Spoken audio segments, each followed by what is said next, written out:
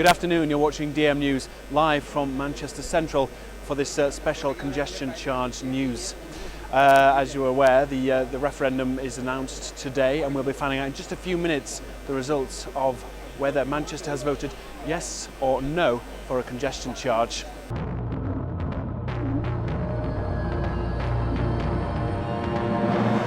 It's the biggest decision that Greater Manchester has had to make, and today comes the result of the referendum in which 1.9 million residents of 10 district councils were asked the question, yes or no to billions of pounds worth of public transport improvements in return for a peak time congestion charge.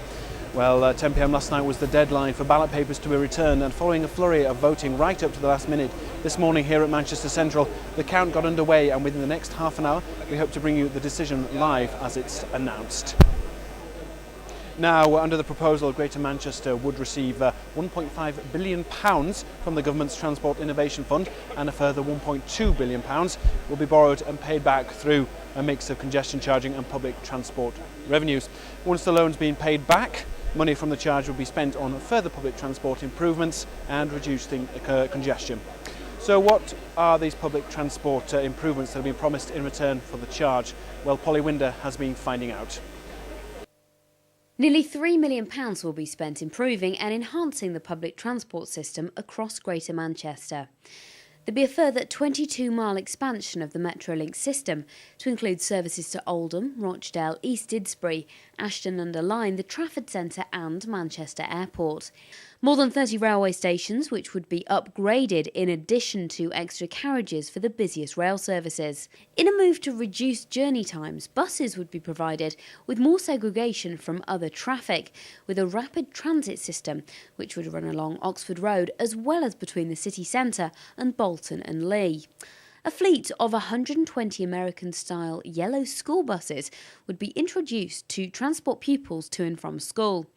As well, 8 new transport interchanges which would be built in Stockport, Bolton, Trafford, Wigan, Salford and in the city centre. GMPTE also plans to introduce a smart card ticketing system similar to London's Oyster card system, which would allow passengers to travel seamlessly between bus, train and tram. Obviously, this all comes at a price, and that is, of course, the congestion charge, which would come into place in 2011.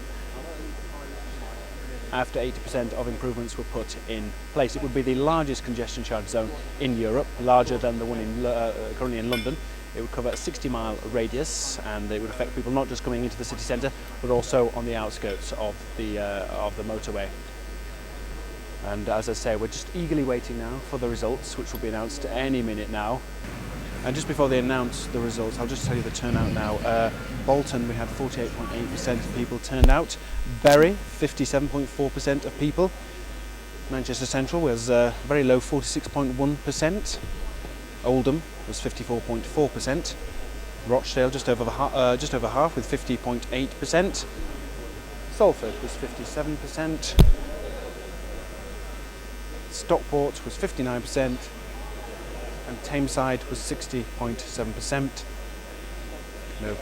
Joining me now is Faraz Bhatti, Conservative Councillor. Faraz, thank you for joining me this afternoon. Sorry, we'll just grab a mic here. Brilliant, right, Mr. Bhatti. Well, thank you for joining me. I suppose you're obviously quite eager to know what the result's going to be in 10 minutes' time. Yes, and I mean, as you look at the chart behind you, the turnout is quite significant all through the boroughs, and which is a good sign to see if people are given the opportunity, they will come out and vote. And it was a clear-cut choice between yes and no for the people of Greater Manchester.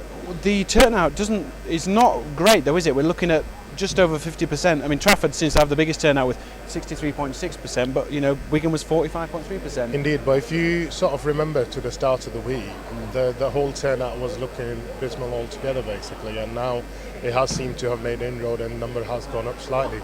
I mean, in a couple of the boroughs, they are actually higher than the normal local election and general election turnout, so it's not as doom and gloom. It is a fairly decent turnout in terms of electoral system, so to speak. So. Okay, so just getting back to the charge itself, I mean, what impact would a congestion charge have on, say, local businesses? I mean, it would have a very detrimental effect because, I mean, paying £5 for each journey coming in and out of centre in Manchester every morning is not somebody that's going to be fancying paying that. And I mean, the Yes campaign, need to give them all credit. They have been working hard trying to delude and elude people that it's going to be something for good.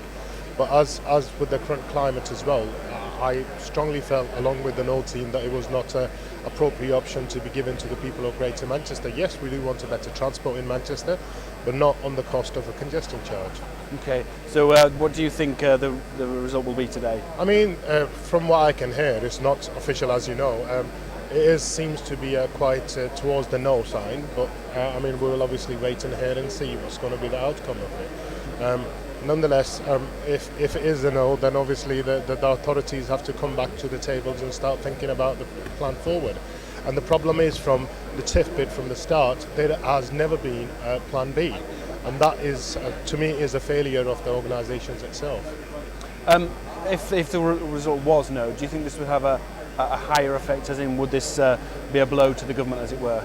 Well, if a government was trying to set an example with Manchester, it would be a clear-cut answer to them. That answer is no. And along with Edinburgh, Manchester will be the second city that will be voting no.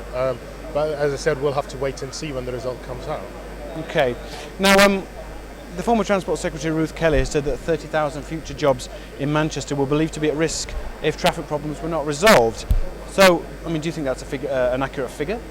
Well, it is something the central government stroke the local Labour councils have been doing constantly, been throwing these figures just to sort of unsettle the public. But at the same time, what we need to recognise is that Manchester is a quite vibrant city, and it's regenerating day by day.